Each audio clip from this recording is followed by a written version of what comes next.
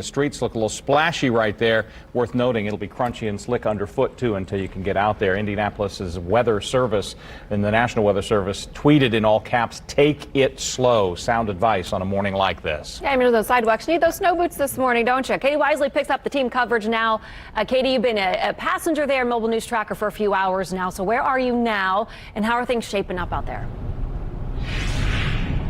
Yeah, hey, good morning, guys. So we're actually on I-65 headed north. I kind of give you that look right now. You know, the best part that we figured out is that now we're really starting to see the lines. We're able to see which lane we're in, and there's not really a question as to where you kind of need to be on the road. Earlier, we couldn't see that with all the snow that was coming down. Now you can really see, though, the snow is still coming down steady. It's been steady all morning since we've been out here since about 4 o'clock. We've seen lots of salt trucks out. Like we've said the past few hours, they've been out since about midnight last night, really helping to cut down on those slick spots. We are still seeing and running into some slick spots, not only on the interstate, but also on some of those side roads and ramps as well. Ramps is a big thing. We've seen some cars kind of slide off to the side of the road on those ramps, so be careful if you are getting on or off of any ramps at all. Make sure to have those windshield wipers on. We've seen lots of police officers use social media on Facebook and Twitter to remind people to have those windshield wipers on, have those snow brushes out.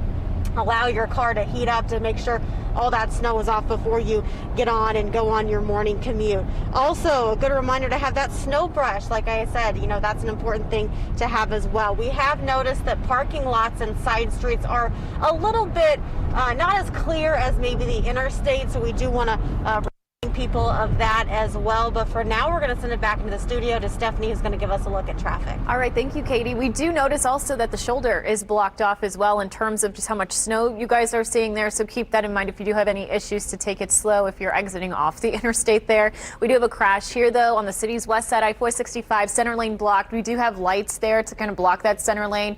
But going around that, you notice how slow traffic is moving in the far right or far left-hand lane. So this is going to tack on a couple of extra minutes to your morning drive, especially for west side commuters this morning. That crash there close to I-74. Tom Wood Automotive Group traffic map for now showing accidents pretty much widespread. First one here is I-465 on the city's south side. We'll get you a picture of that as well. We also have the center lane blocked here near Man Road. This is creating extensive delays along that stretch of I-465. I-465 on the city's west side near I-74. Northbound lanes look slow as you're approaching that this morning. Center lane also restricted with that one. I-74 eastbound near Post Road, we have a crash. It looks like right now on the map is posting a bit closer to Post Road. The actual accident itself is a bit closer to Thompson Road.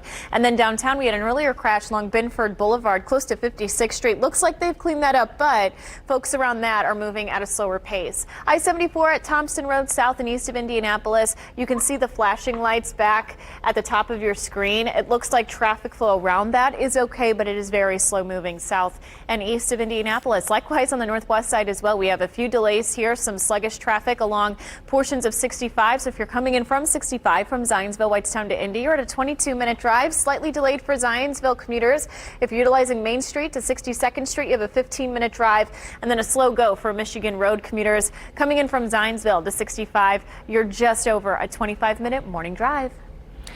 Stephanie, thank you. And Indy Snow Force, we mentioned, been out on the roads all night, trying to clear those roads. Here is a live look at a really cool tool they offer each year. It's the Indy Snow Force Viewer. It shows you where snow plows are right now, as well as how long ago that those streets were plowed. DPW says crews are expected to be out all day, and you can track conditions along with Storm Track 18 as they change by the minute this morning. Keep our weather app in hand for easy access to that hour-by-hour forecast. There's also live interactive radar, so if you haven't downloaded it yet, do it right now. It's free for iPhone and Android. Just head to your app store. It's easy.